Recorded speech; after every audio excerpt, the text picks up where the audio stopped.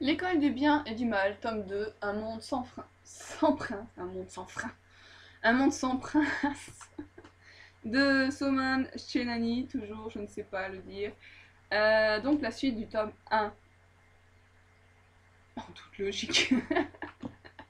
Donc pour ceux qui n'ont pas lu le tome 1 et qui veulent le lire, je déconseille cette vidéo puisque je vais spoiler le tome 1 pour raconter l'histoire du tome 2. En toute logique aussi. Donc l'histoire se passe, il me semble que c'est 6 mois après la fin du 1. Sophie et Agathe, il me semble que c'est Agatha. Sophie et Agatha sont donc de retour chez elles. Et pendant un certain temps, elles ont été traitées comme les héroïnes de l'histoire. Et puis là, ça commence à se calmer un peu. Du coup, Sophie fait une pièce de théâtre en espérant rebooster les fans. Et Agatha, elle, se met à rêver de prince. Comment vous dire qu'Agatha m'a extrêmement déçue pendant ce tome. Et au final, les deux se retrouvent à nouveau dans les écoles du bien et des mal, sauf que cette fois, c'est l'école du bien est devenue l'école des filles et l'école du mal est devenue l'école des garçons. Et elles se retrouvent donc chez l'école des filles, où il y a une nouvelle directrice qui dit comme quoi, oui, on va vous présenter votre armée et tout ça, on va battre les garçons et tout. Ok, d'accord. Et du côté des garçons, putain, j'ai du mal. Ah. Et du côté des garçons, nous avons Tedros, le prince Fridan, qui est en train de déprimer parce qu'Agatha n'a pas voulu de lui et qu'elle a préféré aller avec sa copine. Oui, Tedros m'a saoulé aussi. Et au final, mon personnage préféré dans le tome 2, c'est Sophie. C'est pour dire. Normalement, c'est pas du tout mon genre, mais là, c'est bon. Et donc, l'histoire, en fait, ça va être justement, voilà, Agatha qui veut, dont le cœur est déchiré entre Tedros et son ami.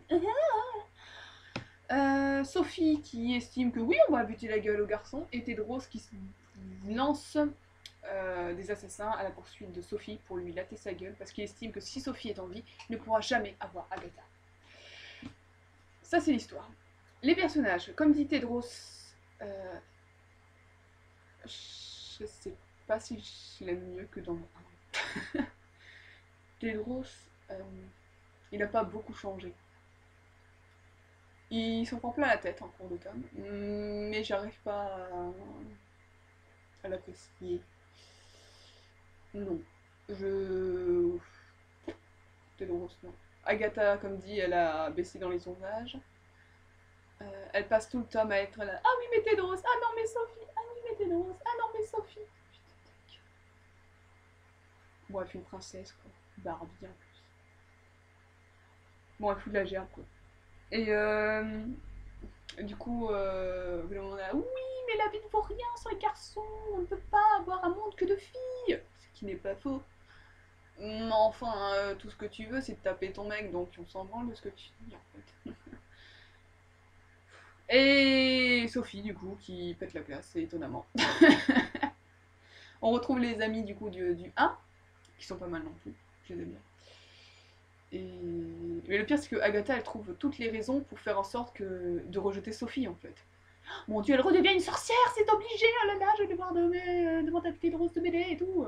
Et alors que non, absolument pas, Sophie ne devient pas une sorcière.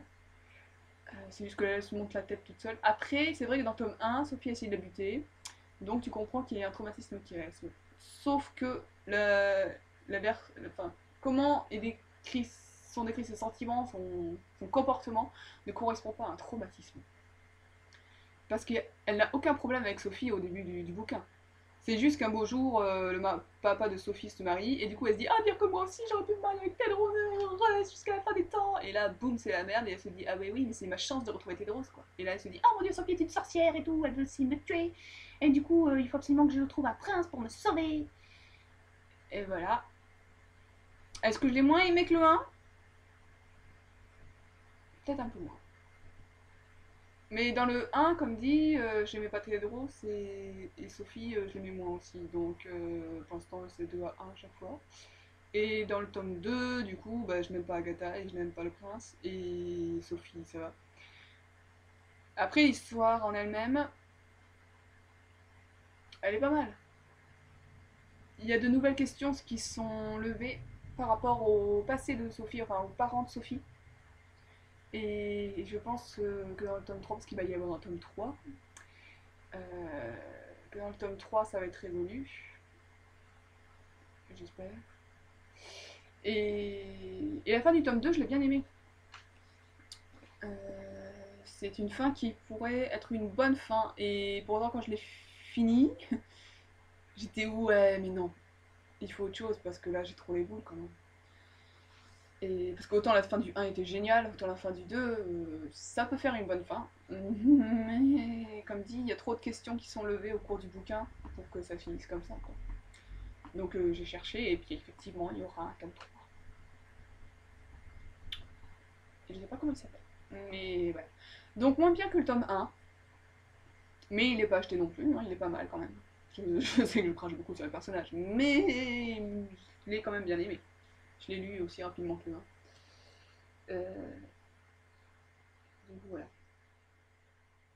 Ouais. L'école du bien et du mal, tome 2, pas mal. Monsieur